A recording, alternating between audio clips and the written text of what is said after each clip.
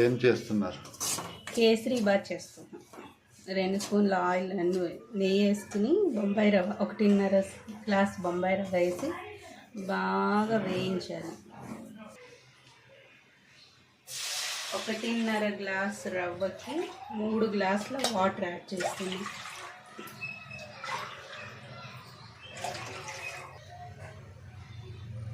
ఇలాచీ powder, 1 glass పంచదార,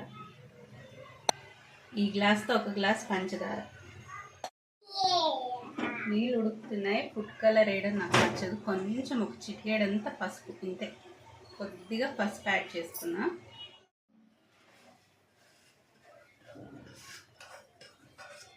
నీళ్ళు బాగా ఉడకొచ్చాయండి. ఇందులో ఇప్పుడు రవ్వ వేస్తున్నా.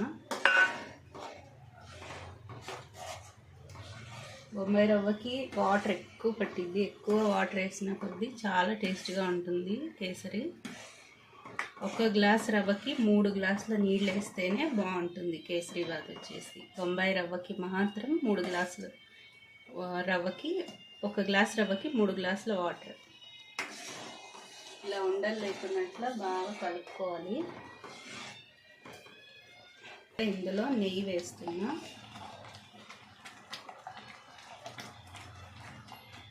మంట తగ్గించేసుకొని నెయ్యి వేసుకోవాలి. నెయ్యి ఎక్కువగా పట్టిద్ది.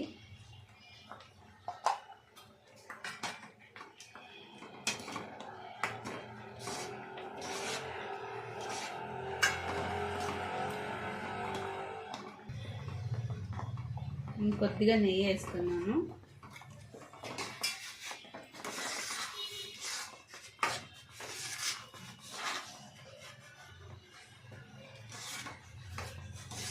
స్వీట్ అంతా కరెక్ట్గా సరిపోయింది.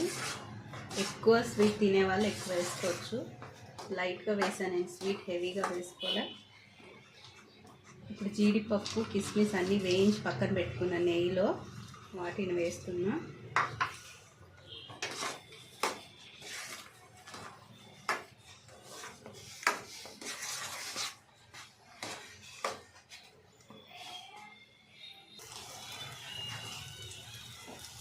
రెడీ అయిపోయిందండి.